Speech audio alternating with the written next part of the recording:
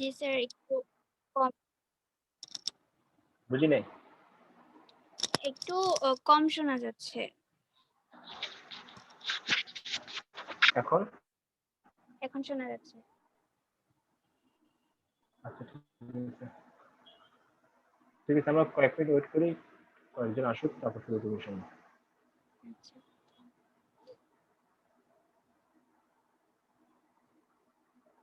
Vote কি পরিষ্কার দেখা যাচ্ছে একটু বলো তো, ঝাপসা নাকি দেখা? ক্লিয়ারলি দেখা যাচ্ছে।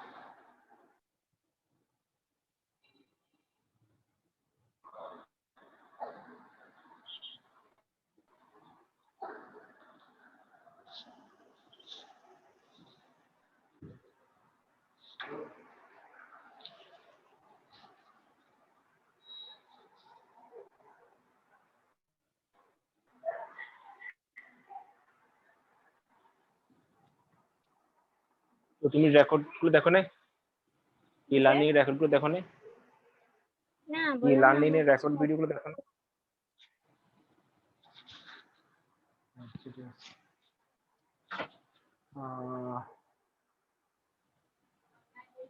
আমরা আর 1 মিনিট ওয়েট করবো, তারপর শুরু করবো ইনশাল্লাহ।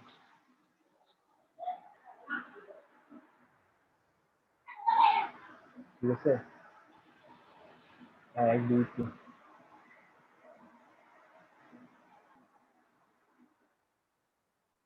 ঠিক আছে, মনে হয় আর কেউ আসবে না, আমরা শুরু করতেছি।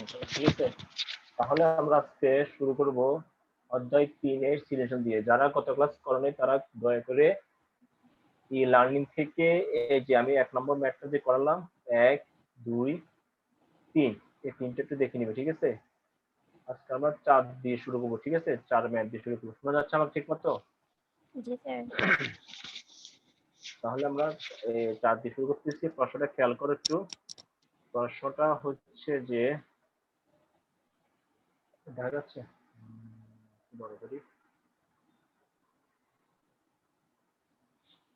প্রশ্নটা কি বলছে এখানে, পি এবং কিউ দুইটি বস্তু বিপরীত দিক থেকে যাচ্ছে। ঠিক আছে, পি এবং কিউ বস্তু দুইটা বিপরীত দিক থেকে যাচ্ছে এবং একটা ভর হচ্ছে যে তোমার 600 কেজি, আর একটা ভর হচ্ছে যে তোমার 500 কেজি। ঠিক আছে, একটা 600 কেজি, একটা 500 কেজি, এবং এদের ভর হচ্ছে যে, এদের ভর 500 আর 600, একটা বেগ হচ্ছে 12, আর একটা বেগ হচ্ছে যে কত,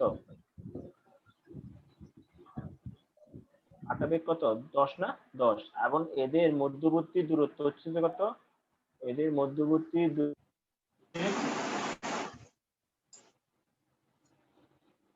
1.110 কিলোমিটার, তাই তো? আচ্ছা, শেয়ারটা দেখা যাচ্ছে, একটু ওয়েট করুন, শেয়ারটা দিচ্ছি আবার।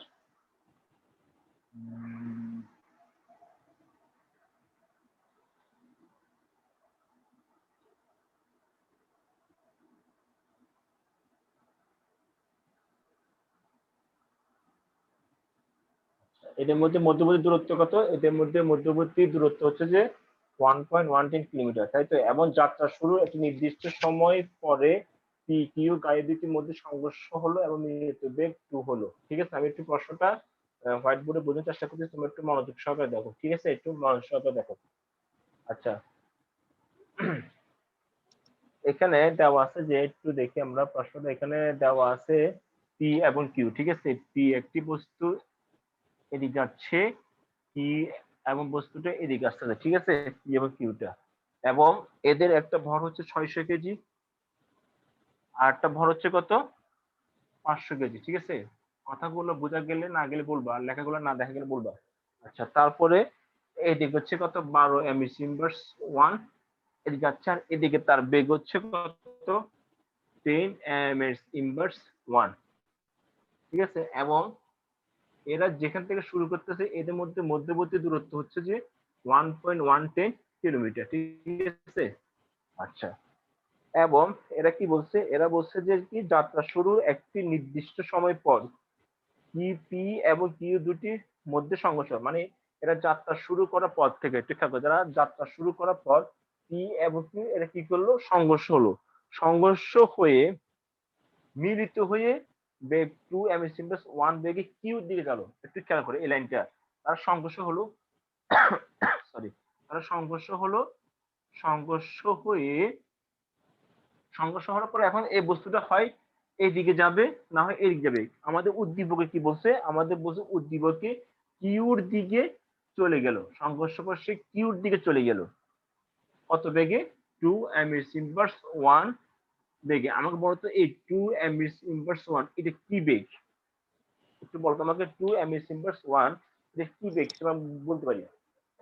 জি sir, MS inverse 1। 2 M S inverse 1 কে আমরা কি বেগ বলবো? স্যার কথা বুঝতেছি না। বুঝলেন এই কথাটা? 2 এম এস ইনভার্স 1 কে আমরা কি বেগ বলবো? কিসের বেগ বলবো এটা? কিসের বেগ? যারা হ্যাঁ, তারা সংঘর্ষ হয়ে 2 এম এস ইনভার্স 1 বেগে একদিকে গেল। তাহলে এই 2 এম এস ইনভার্স 1 কে আমি কিসের বেগ বলতে পারবো? এটাকে আমরা মিলিত বেগ বলতে পারি না? যেহেতু তার হ্যাঁ, সংঘর্ষ পরে একই বেগে যাচ্ছে, তাহলে এটা হচ্ছে কি মিলিত বেগ। উদ্দীপকটা সবার কাছে ক্লিয়ার? যদি জি উদ্দীপকটা স্যার। ক্লিয়ার হয়ে থাকে তাহলে আমাকে আমাকে বের করতে বলছে কি? আমাকে বের করতে বলছে যে প্রথম ঘর থেকে খেয়াল করো। আমাকে বের করতে বলছে যাত্রা শুরু কত সময় পর পি এবং কিউ গাড়ি দুটি মিলিত হবে, বুঝছো? যাত্রা শুরুর কত সময় পর পি এবং কিউ দুটি মিলিত হবে। মানে আমরা এটাকে এক কথায় বলতে পারি না যে যাত্রা শুরুর কত সেকেন্ড পর পি এবং কিউ গাড়ি দুটি সংঘর্ষ হবে, একই কথা না? সংঘর্ষ হবে। আচ্ছা, তাহলে আমরা একটু বের করার চেষ্টা করি। তাহলে আমাকে বের করতে বলছে যে যাত্রা শুরুর কত সময় পর টি এর মান বের করতে বলছে। কথাটা ক্লিয়ার? টি এর মানটা বের করতে বলছে। আচ্ছা, তাহলে এখন আমরা প্রথমে দেখি পি এর জন্য কি কি দেওয়া আছে। পি এর জন্য কি কি দেওয়া আছে একটু লিখি। পি এর জন্য এই জায়গার আদি বেগ হচ্ছে u1 কত 12 এম এর ইনভার্স 1, ঠিক আছে? তারপরে বস্তু ভর দেওয়া আছে 600 কেজি, ঠিক আছে? আচ্ছা, এবার আসো কিউর জন্য। তাহলে কিউর জন্য কি কি দেওয়া আছে? কিউর জন্য তার আদি বেগটা হচ্ছে -10 এম এস ইনভার্স 1। এখন আমাকে বলো আমি কেন -10 এম এস ইনভার্স 1 টা দিলাম? কেউ কি বলতে পারবা? কেন আমি এখানে কিউর জন্য আদি বেগ -10 দিলাম? কেউ বলতে পারে কিনা একটু বলো। কেন -10 ইউজ করলাম? বলতে পারবে কেউ? দেখো এখানে -10 ইউজ করার কারণ হচ্ছে একটু খেয়াল করো। পি এবং কিউ দুইটি গাড়ি মুখোমুখি, ঠিক আছে? এখন তুমি যদি কিউ অবস্থানে থাকো তাহলে তুমি যদি পি অবস্থানে থাকো তাহলে কিউ বস্তুটা বা কিউ গাড়িটা তোমার কি বিপরীত। কথাটা বুঝে গেছে? তুমি যদি পি অবস্থানে থাকো তাহলে কি হবে যে কিউ গাড়িটা তোমার বিপরীত না? মানে তুমি যদি পি অবস্থানে থাকো তাহলে কিউ গাড়িটা তোমার বিপরীত। তার মানে পি গাড়িটা কিউ গাড়ির বিপরীত দিক থেকে আসতেছে, আসতেছে বিপরীত দিক থেকে। তার মানে পি গাড়ির জন্য কিউ গাড়ি আদি বেগটা বিপরীত, সেজন্য ইউ মান হবে -10 আর ইউ1 হবে +12। তা তুমি প্রশ্ন করতে পারো স্যার কেন আমি -12 ধরলাম না, কেন এটাকে প্লাস ধরলাম না? তুমি এটাকে মাইনাস ধরতে পারো, এটাকেও মাইনাস ধরতে পারো। মানে তুমি যদি কিউ অবস্থা থাকো তাহলে পি তোমার জন্য বিপরীত, আর তুমি যদি পি অবস্থানে থাকো তাহলে কিউ তোমার জন্য বিপরীত। এতটুকু বুঝছো কিনা আমাকে বলো, কেন প্লাস ধরলাম আর কেন মাইনাস ধরলাম? না স্যার, একবার বুঝান। একটু খেয়াল করো। এখানে দুইটা আদি বেগ, একটা হচ্ছে 12, একটা হচ্ছে 10। বা হুম, পি হচ্ছে 12 জন্য, কিউ হচ্ছে 10 জন্য। তো আমি হুম। এখানে পি এর জন্য ধরলাম +12, কিউ এর জন্য ধরলাম -10। মানে একটা প্লাস ধরলাম একটা মাইনাস ধরলাম। এটা কারণ কি? এটা কারণ হচ্ছে যে পি এবং কিউ হচ্ছে বিপরীত দিক থেকে আসতেছে। এখন তুমি ধরে নাও তুমি পি গাড়িতে আসো, তাহলে কিউ গাড়িটা তোমার জন্য বিপরীত দিকে আসতেছে না? তার মানে সে তোমার বিপরীত দিক থেকে আসতেছে, এই জন্য এই বেগটা হবে বিপরীত, এই জন্য -10 দিয়ে তার বিপরীতটা বোঝানো হয়েছে। এখন তুমি যদি বলো না আমি কিউ গাড়িতে আছি, তাহলে কিউ গাড়ি থাকলে পি গাড়িটা তোমার বিপরীত দিক থেকে আসতেছে, মানে তোমার দিকে আসতেছে। তোমার দিকে আসা মানে কি? তোমার বিপরীত দিক থেকে আসতেছে, সেই জন্য এটা হবে মাইনাস। তার মানে তুমি কোথায় আসো? তার উপর ডিপেন্ড করবে। এখন তুমি এটাকে প্লাস ধরতে পারো, এটাকে প্লাস ধরতে পারো। আমি এটাকে ধরছি +12 আর এটাকে ধরছি কি -10।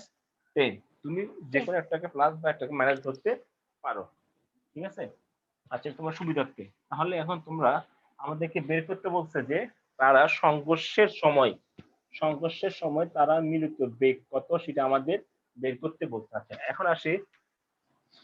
এখন আমরা আসি, দেখো এদের মধ্যবর্তী দূরত্ব কত? এস সমান কত? 1.1 কিলোমিটার। তাহলে এটাকে আমরা কত বলতে পারি? 1100 মিটার বলতে পারি কিনা বলতো? আমরা এটাকে 1100 মিটার বলা যায় কিনা?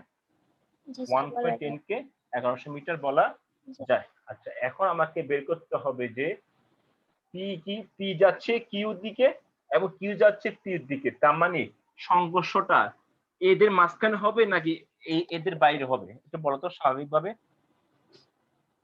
সংঘর্ষটা হবে কোথায়? এদের 1.10 কিলোমিটারের মধ্যে যে কোনো এক জায়গায় সংঘর্ষ হবে। তাহলে আমি ধরে নিচ্ছি যে সেটা পি থেকে এক্স দূরত্বে গিয়ে সংঘর্ষ হবে। তার মানে বাকি পথ হবে কত? 1100 মাইনাস এক্স। এই লাইনটা বুঝছো কিনা আমাকে বলো।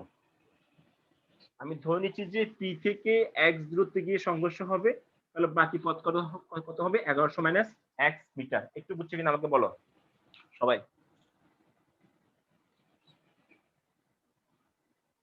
যারা স্যার আছে একটু আপনার বুঝছে বলো। কথাগুলো ক্লিয়ারলি না। ক্লিয়ার না? ভেঙে ভেঙে আসতেছে নাকি অন্য কোনো সমস্যা? মানে কথাগুলো একটু কম আসতেছে, ঠিক বোঝা যাচ্ছে না।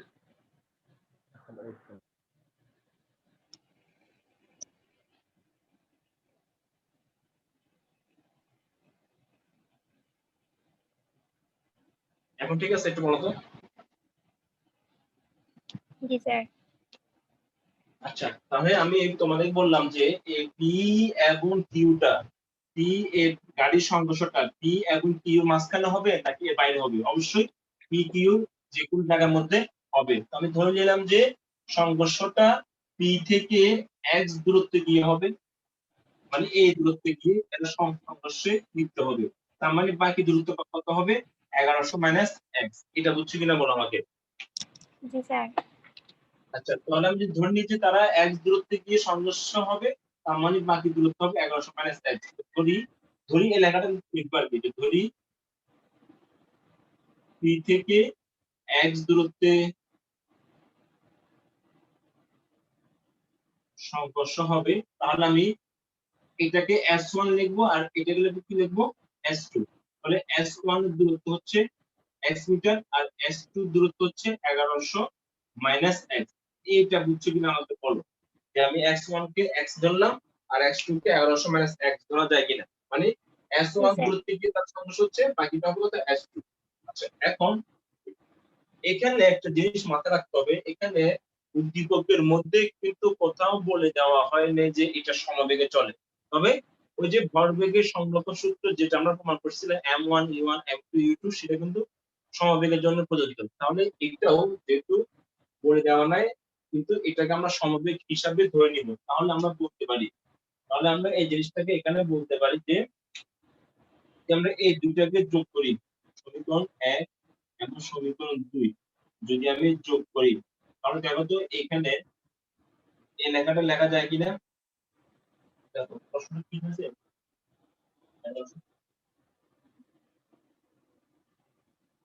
তো দেখো তো, এখন আমি এই জায়গাটা লিখতে পারি s সমান vt। তাহলে এই s সমান vt এর সূত্র আমি ইউজ করব।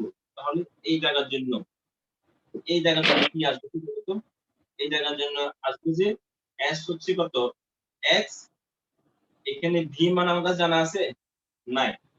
t এর মান জানা নাই। তাহলে আমি একটাকে, যেহেতু v এখানে দুইটা হবে, তাহলে একটা লিখব v p।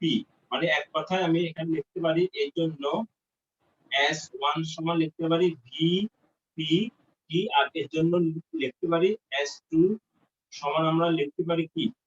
s2 সমান আমরা লিখতে পারি v u t। তাহলে এখানে s এর মান হবে কত? x, আর এখানে s এর মান হবে কত? 1100 মাইনাস x। এই লাইনটা বুঝছি না আমাকে বলো।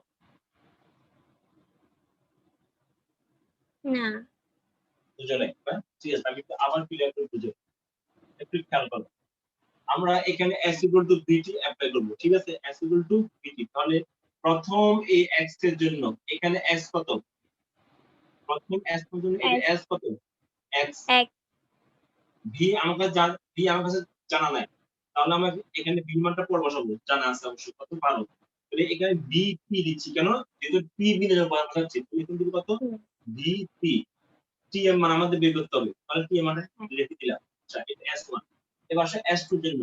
s2 এর জন্য আমরা লিখব যে b q t, এত কারণ q এর জন্য, তাহলে এখানে s2 কত? s2 এর কত? 1100 মাইনাস x। v q এর মান এখন বসালাম না, t এর মান। তাহলে আমরা এই দুইটা সমীকরণ বুঝছি কিনা আমাকে একটু বলতে হবে। জি স্যার বুঝছি। এখন যদি আমি এই সমীকরণ দুইটা আমি যোগ করি, এই সমীকরণ 1 এবং সমীকরণ 2 টা আমি যোগ করি, 1 প্লাস 2 যোগ করি, তাহলে আসলে যে প্রথমে এইটা যোগ করো, এই বাম পাশেরটা বাম যোগ করো, তাহলে x প্লাস 1100 মাইনাস x, তারপর আসলে কি v p t plus v q t, বুঝছো লাইনটা সবাই? জি স্যার বুঝছি।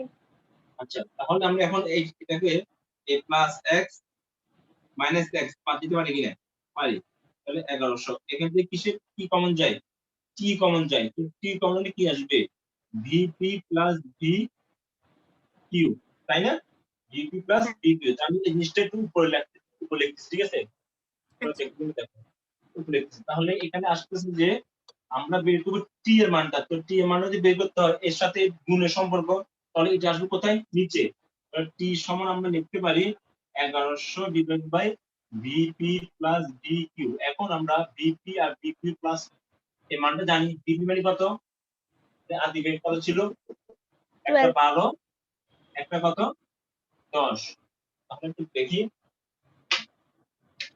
একটু ক্যালকুলেশন করে দেখি, 1100 ডিভাইড বাই 12 যোগ 10 কত আসে? 50।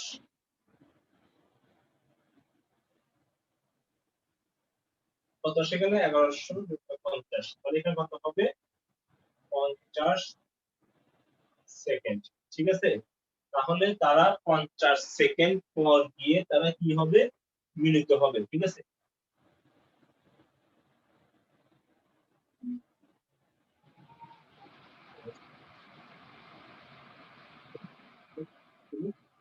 ঠিক আছে, তাহলে তারা কি হবে? 50 সেকেন্ড পর গিয়ে তারা সংঘর্ষে লিপ্ত হবে, ঠিক আছে? প্রশ্নটা একটু দেখো, আমরা প্রশ্নটা আমরা দেখি দেখো কি দেখছি, স্যার আমি কি দেখছি, ঠিক আছে? দেখো কিন্তু প্রশ্নটা দেখা যাচ্ছে, একটু দেখো।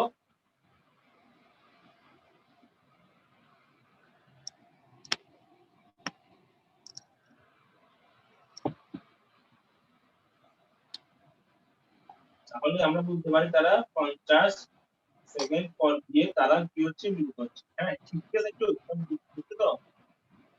তাহলে এবার আসো আমাদেরকে ঘরতে কি বের করতে বলছে? ঘরতে বের করতে বলছে উদ্দীপকটি ভরবেগে সংরক্ষণ সূত্র সমর্থন করলেও গতিশক্তি সংযুক্ত হয়নি। কথাটা বুঝছো? আমি এখানে বলতেছি যে সংরক্ষণ সূত্র সমর্থন করলেও গতি শক্তি সংরক্ষিত হয়নি, কথাটা মানে কি? একটু অসময় বুঝছি। তাহলে আমাকে একটু ওয়ান বাই ওয়ান বলো, এই অঙ্কটা করতে আমার কোনো সমস্যা হয়েছে কিনা, বুঝতে সমস্যা হয়েছে কিনা একটু বলো আমাকে। যদি বুঝতে সমস্যা জি না হয় স্যার তাহলে আমি বুঝতে পারি। অঙ্কটা মুছে বুঝছো সবাই? বুঝছি। আচ্ছা ঠিক আছে, আমি বুঝতেছি। তাহলে আমাকে ঘর থেকে বের করতে বলছে যে উদ্দীপকের কি ভরবেগের সংরক্ষণ সূত্র সমর্থন করে, সংরক্ষণ সূত্র সমর্থন করে কিন্তু গতিশক্তি সমর্থন করে না। তাহলে এরকম না, গতিশক্তির সূত্রকে সমর্থন করে, এটা সমর্থন করে, এটাকে সমর্থন করে না। তাহলে সংরক্ষণ সূত্র মানে কি? সংরক্ষণ সূত্র কথার মানে হচ্ছে m1 u1 plus m2 u2 সমান m1 v1 plus m2 v2, এটাকে সমর্থন করে। তাহলে গতিশক্তি কি? গতিশক্তি হচ্ছে কি? আমরা জানি যে ek প্লাস ep যোগফলটা কি হবে? সমান হবে, ঠিক আছে? এই দুইটাকে আমরা বের করার চেষ্টা স্যার করব। এখানকার এই সূত্রটা কিভাবে আসছে? কোনটা গতিশক্তির? m1 v1 প্লাস এটা হুম হ্যাঁ, এটা কেন আসবো না? আমরা এই সূত্রটা আমরা কখন ইউজ করি? এই সূত্রটার প্রমাণটা তুমি পাইছিলা? এই সূত্রটা কখন ইউজ করি? যে যখন দুটো বস্তু একটু খেয়াল করে, আমি ক্লাসে পড়াইছিলাম। ধরো দুটো বস্তু, একটা হচ্ছে যে m1 ভরের বস্তু, একটা m2 ভরের বস্তু, ঠিক আছে? তারা সংঘর্ষে হওয়ার কিছুক্ষণ পর যখন তারা সংঘর্ষ হওয়ার পরে তাদের বেগ হবে ভিন্ন ভিন্ন। একটু খেয়াল করো, সংঘর্ষ হওয়ার আগে তাদের বেগ ছিল u1 u2। যখন u1 টা মান বেড়ে যাবে u2 চেয়ে, তখন এই m1 টা m2 কে ধাক্কা দিবে। এটা বুঝছো না বলো? জি স্যার এটা হ্যাঁ, যখন u1 টা মান বেড়ে যাবে তখন m1 m2 ধাক্কা দিবে। ধাক্কা দেওয়ার পরে তাদের বেগের মান আর u1 u2 থাকবে, চেঞ্জ হবে। না তাহলে সেই চেঞ্জ চেঞ্জের মান হচ্ছে, সেই চেঞ্জের মান বলতেছি আমরা v1 এবং v2। v2 তাহলে ভরবেগ কি বলে? মানে আমরা জানি যে এটা হচ্ছে সংঘর্ষের আগে, এটা একটু সংঘর্ষের পরে। তুমি একটু কষ্ট করে আমার আগের লেকচারটা দেখে বুঝবা। সংঘর্ষের পরে তো দেখো তো, সংঘর্ষের আগে ভরবেগ কত? m1 u1, আর এর জন্য কি হবে? m2 u2, দুটো যোগফল, ঠিক আছে? আচ্ছা, এবার এটা m1 এটা m2, সংঘর্ষের আগে পরে কিন্তু বস্তুর ভরে কোনো পরিবর্তন হবে না, বস্তু একই থাকবে, কিন্তু বেগে পরিবর্তন হবে। তাহলে সংঘর্ষের পরে ভরবেগ কত? m1 v1, আর এটা কি হবে? m2 v2। কেন m2 v2? ভর বেগ, মানে ভরের সাথে বেগ গুণফল। তাহলে আমরা বলতে পারি সংঘর্ষের আগে ভরবেগের যোগফল এবং সংঘর্ষের পরে ভরবেগের যোগফলটা কি হবে? সমান। সেটা হচ্ছে কার কথা? সংরক্ষক সূত্র অনুসারে কথা। তাহলে দেখো তো এখানেও দুইটি বস্তু না, p এবং q, হ্যাঁ তারা সংঘর্ষের আগে তাদের বেগ ছিল ভিন্ন, সংঘর্ষের পরে তাদের মিলিত বেগ ছিল কত? 2। আমাদের প্রশ্নে দেওয়া আছে, দেখো প্রশ্নে সংঘর্ষের পরে তাদের মিলিত বেগ ছিল যে 2। দেখো কি লেখা আছে, দেখো দেখা যাচ্ছে? হ্যাঁ, দেখো এখানে কি বলছে? সংঘর্ষের পরে তাদের মিলিত বেগ হচ্ছে কত? 2। তার মানে আমরা এই সূত্রটা কেন ইউজ করতে পারবো না? তুমি বলো। এখন যাবে? সূত্র ইউজ করে যাবে? জি স্যার যদি সূত্রটা ইউজ করা যায় তাহলে আমরা দেখি সূত্রটা ইউজ করে। প্রথমে আমরা ভরবেগের সংরক্ষক সূত্রটা সমর্থন করে কিনা এই কথা যৌক্তিকতা আছে কি সেটা আমাদের বের করব। তাহলে আমাদের উদ্দেশ্য হবে কি? আমাদের উদ্দেশ্য হচ্ছে যে প্রথমে m1 u1 m2 u2 বের করব, তারপর m1 v1 m2 v2 বের করব। এই দুটো মান সমান আসে কিনা আমরা দেখব। তাহলে m1 u1, ঠিক আছে? আচ্ছা, এগুলো আমরা এখন লিখলাম আর কি। তাহলে এখন p এর জন্য কি আছে? p এর জন্য আছে যে m1 এর ভর হচ্ছে কত? 600 কেজি, ঠিক আছে? আর u1 আগে কত ছিল? u1 12, ঠিক আছে? আচ্ছা, এবার আসো m2। আমরা m2 কে কাকে ধরতেছি? q কে। তাহলে m2 কত? 500 কেজি। তারপরে u2 হচ্ছে যে কত? u2 হচ্ছে 10। আচ্ছা, এখানে একটু বলো, এখানে আমি সূত্রে m1 v1 m2 v2, v1 আর v2 কথা মানে কি? v1 আর v2 কথা মানে হচ্ছে সংঘর্ষের পরে তাদের বেগ যখন ভিন্ন ভিন্ন হবে, কিন্তু উদ্দীপক অনুসারে তাদের বেগ কি ভিন্ন না তাদের বেগ কি একই? একটু বলো তো।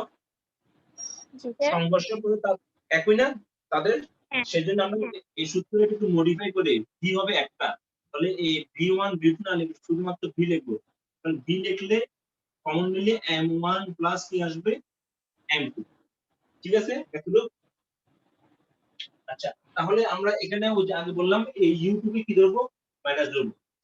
তাহলে আমরা এখন এইটা একটু আসি মান বসাই। তাহলে m1 u1 plus m2 u2। তাহলে এখানে m1 এর মান কত? 600, u1 এর মান কত? 12, প্লাস m2 মান কত?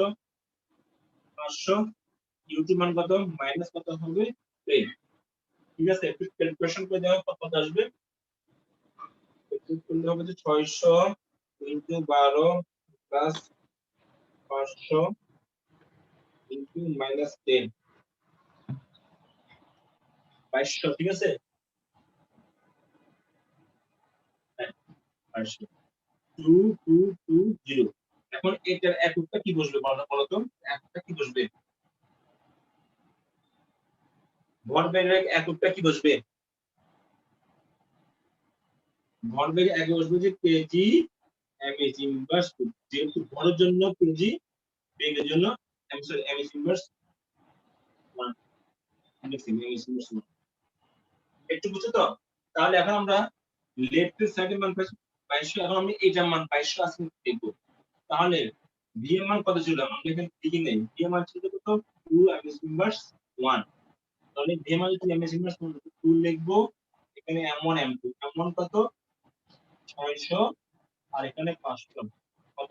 দেখো এইটা গুণ করলে হবে, চল দিয়ে করি 2 500 2200। यस, পুরো কত আসছে? 2200। তাহলে দেখো তো এইটার সমান এটা হয়েছে কিনা? হুম, তার মানে এটা শক্তি সংরক্ষণশীলতার সূত্র মেনে চলে। মেনে চলে। এখন প্রশ্ন এখানে 8টা বলছে, সংরক্ষণ সূত্রকে মেনে চললো। দেখো প্রশ্নটা আবার, সংরক্ষণ সূত্রকে মেনে চললো কি, কাকে মেনে চলো না? প্রশ্ন দেখি, গতিশক্তি সংরক্ষিত হয়নি, মানে গতিশক্তি সূত্রকে সমর্থন করে না। আচ্ছা, গতিশক্তি কথাটা মানে কি? গতিশক্তি আমরা কি জানি? তোমার সময় খুব কম, আমি তাদের আচ্ছা, গতিশক্তি মানে কি? গতিশক্তি সমর্থন করে, এটা বুঝলাম। গতিশক্তি মানে হচ্ছে কি? E কে সমান হাফ mv স্কয়ার না? হ্যাঁ, তার মানে সংঘর্ষের আগে এবং সংঘর্ষের পরে তাদের গতিশক্তি হবে ভিন্ন ভিন্ন, এটা বলতে। আচ্ছা, এখন দেখো তো, একটু মুছে নিচ্ছি আমি।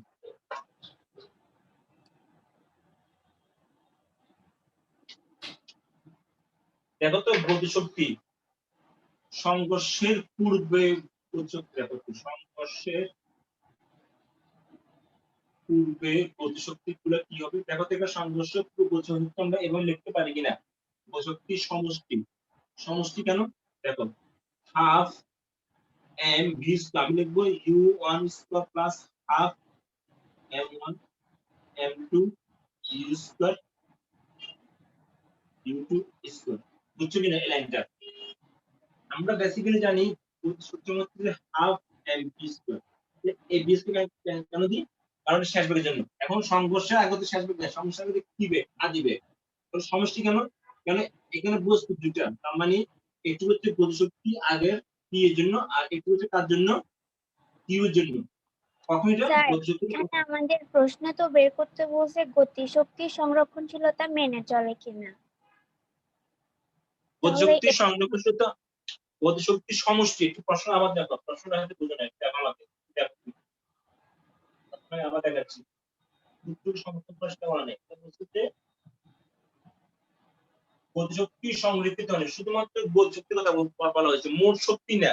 মোট শক্তি মানে হচ্ছে গতিশক্তি প্লাস বিভব শক্তি, এখানে শুধুমাত্র আচ্ছা, গতিশক্তির কথা বলা বুঝছি। হয়েছে। ঠিক আছে? আচ্ছা, তাহলে আমি দেখো, সংঘর্ষের আগে গতিশক্তি দুইটা হবে, কেন? যেহেতু বস্তু দুইটা। এবং এখন আমরা বের করবো সংঘর্ষের পরে গতিশক্তি সমষ্টি। ঠিক আছে? তাহলে এখানে কি লিখবো? Half m v m1 v square, v1 দেব না, কেন?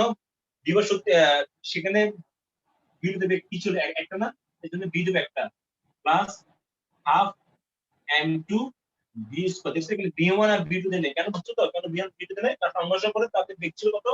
একটা। তো সময় কত? 6 মিনিট। আচ্ছা, বুঝছো তো আমি এই সূত্রটা কিভাবে ইউজ করলাম? বুঝতে পারো? তবে মান বুঝো। আচ্ছা, তাহলে এখন দেখো, হাফ m1 এর মান কত? 600। v1 এর মান কত?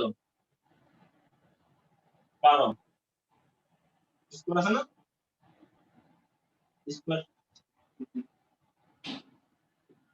হ্যাঁ, তারপরে এখানে দেখো m2 মান কত? 500। u2 মান 10 স্কয়ার। ঠিক আছে? যেহেতু মান বসা ডিরেক্ট, তাহলে আমি ডিরেক্ট করতেছি 0.5 ইনটু 600, তারপরে plus 12 whole square plus 0.5 plus 500 into হবে plus into 0.5 into 600 into 12 whole square plus 0.5 into 500 into 10 whole square তাহলে এটা আসছে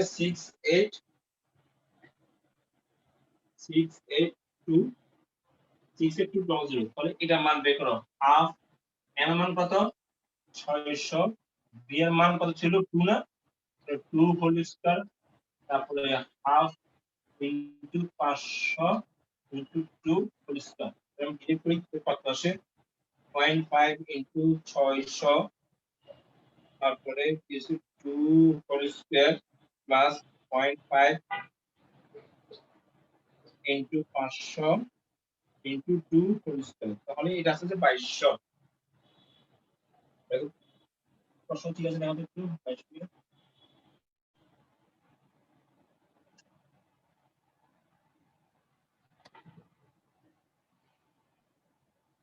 তাহলে দেখো তো দুইটা একসাথে মিশে না দুইটা মান কি একই আসছে না দুইটা মান একই আসছে তার মানে আমরা কি বলতে পারি তাহলে বলা যায় এটা সংরক্ষণ সূত্রকে প্রতিশোধ সূত্রটা কি হয় না একই হয় না তাহলে এখন বলো এটা একই কি হবে প্রতিশোধ একটা কি জু একই কি হবে জু তাহলে আমরা বলতে পারি প্রশ্ন মতে তারা সংরক্ষণ সূত্রকে মেনে চলে কিন্তু প্রতিশোধ সমষ্টিটা উভয় জায়গায় সমান নয় এতটুকু বুঝছো যদি এতটুকু বুঝে থাকে তাহলে আমার আজকে সূত্রগুলো দুইটা করানো করাতে পারলাম না ঠিক আছে তাহলে তোমরা একটু দেখো আমি এখন তোমাদের স্ক্রিনশট দিচ্ছি এটা একটু স্ক্রিনশট নিয়ে রাখো পরবর্তী প্রশ্নটা একটা বাসা করব এটা না এই লাইন করাবো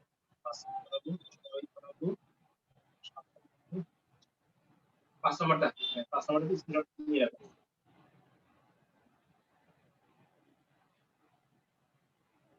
তুমি বাসা ঠিক আছে বাকিদের কি খবর বাকিরা আসো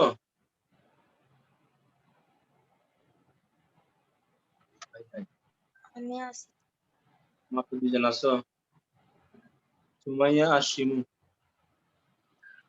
দুজনই বুঝছো জি স্যার তাহলে না বাড়ির কাছে দিবা তোমরা আমি হোমওয়ার্ক দিব হোমওয়ার্ক এনে জমা দিবা এটাও করবা আর এটা টেবিলে করবা 5 নাম্বারটা দিব হ্যাঁ হ্যাঁ 5 নাম্বারটা আর যারা আগে আসো নাই 5 নাম্বার তারা একটু আগে ক্লাস থেকে এই অঙ্ক 1 নাম্বার 2 নাম্বার 3 নাম্বার একটু করার চেষ্টা করবা ঠিক ঠিক আছে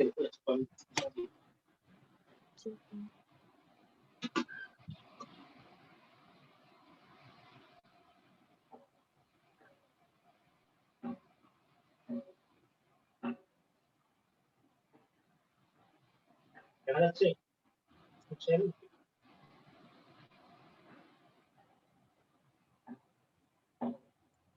দেখো যারা পডকাস্ট করে তারা ই লার্নিং থেকে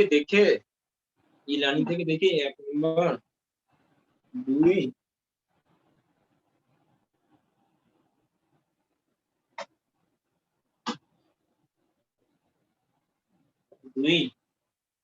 তারপরে 3 এটা একটু বাসা করবা ঠিক আছে সবাই ঠিক আছে আচ্ছা ঠিক আছে আর আজকে ক্লাস নিয়ে কারো কোনো প্রশ্ন থাকলে করতে পারো সময় আছে আর 1 মিনিটের মতো না স্যার প্রশ্ন নাই ওকে ঠিক আছে তাহলে আল্লাহ হাফেজ সবাই ভালো থাকো সুস্থ থাকো পড়ার চেষ্টা করো ওকে রাখো আসসালামু আলাইকুম আসসালামু আলাইকুম